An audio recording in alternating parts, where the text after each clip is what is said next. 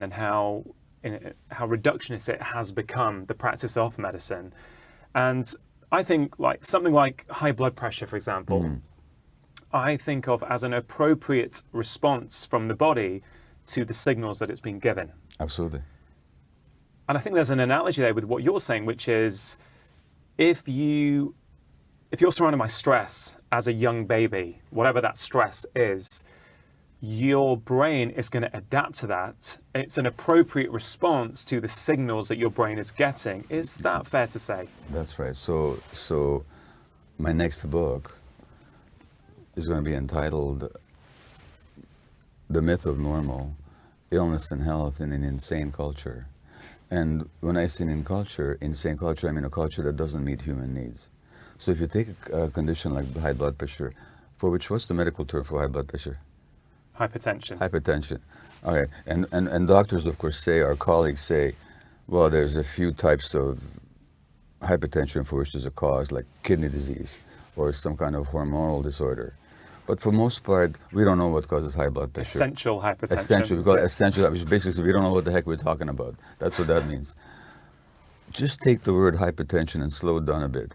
Hypertension, hypertension, hypertension. Maybe there's too much tension in people's lives, you know. And if you actually look at the rising rates of hypertension, it's got to do with social pressure and social stresses. And I know that usually when I take care of myself, I have the blood pressure of a young person.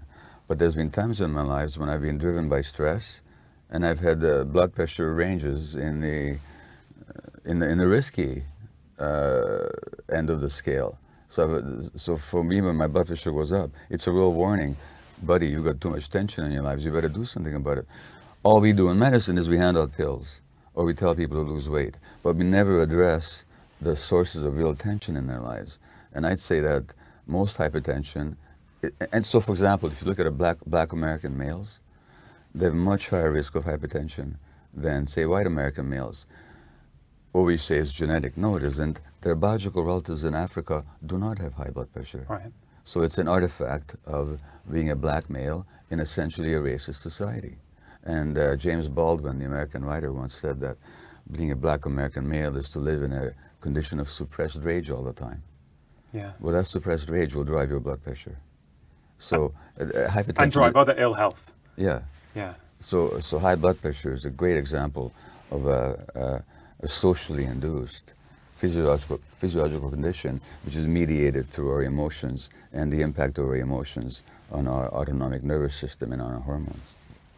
Yeah, it's, I mean, I've never really thought about the term hypertension like that before, you know, hypertension, and it makes such sense when we think about it like that.